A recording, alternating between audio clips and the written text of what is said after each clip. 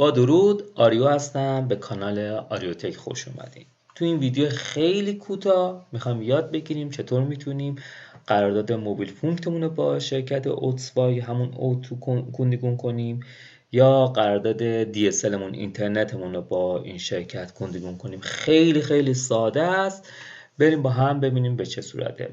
توی گوگلتون بهتره که اینو سرچ کنین، چون اگر بنویسین کندگون اوتسوا خیلی گزینه‌های دیگه‌ای براتون میاره، ولی بهتره که همین متن کندگون، چون من همه رو چک کردم، اینو اینجا بنویسین، اولین گزینه براتون میاد، اینو روش کلیک میکنید، این صفحه براتون باز میشه. کاری به هیچ ندارین، میایم پایین چون اینجا میاد میگه که خانم های تعرفتون عوض کنید، تلاش میکنه که بهتون نشون میده ما امکانات دیگه ای داریم، خیلی انعطاف پذیریم، کاری با هیچی نداریم.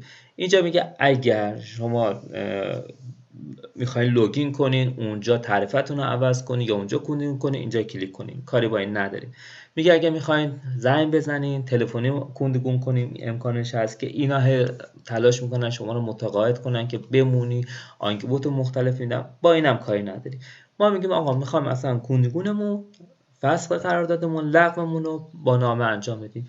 خیلی ساده. اگر موبیل فونک بود، روی این کلیک میکنیم گزینه، این PDF برامون باز میشه. میایم این وسط کندناممون رو مینویسیم، اینجا فامیلی، اسممون، تاریخ تولدمون، آدرس خونمون و این پایینم کد پستی، ایمیل، مکان و تاریخ رو میزنیم. اینجا هم امضا. میتونی اینا رو تو کامپیوتر پر بکنین، بعد پرینت بگیرین، اینجا رو امضا کنین، این آدرس هم روی اون پاکت پستیتون بنویسید و ارسال کنین و منتظر باشین این جواب کندگونتون بیاد. این برای وقتی که موبیل فونکتون رو میخواستین کندگون کنین. اگه خواستین اینترنتتون رو کندگون کنین، میان روی DSL فرتقه کلیک میکنین، این صفحه براتون باز میشه. این هم به همین صورت اینجا کندنامتون رو مینویسین، فامیلی و بقیه مشخصات که حالا نمیخوام ویدیو طولانی بشه.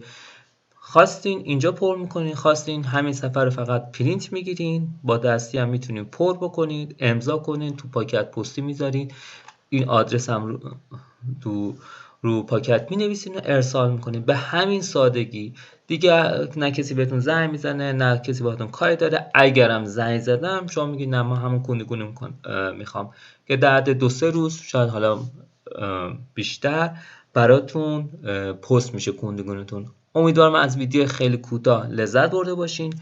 اگه سوالی داشتین من در خدمتم. روزگار خوش.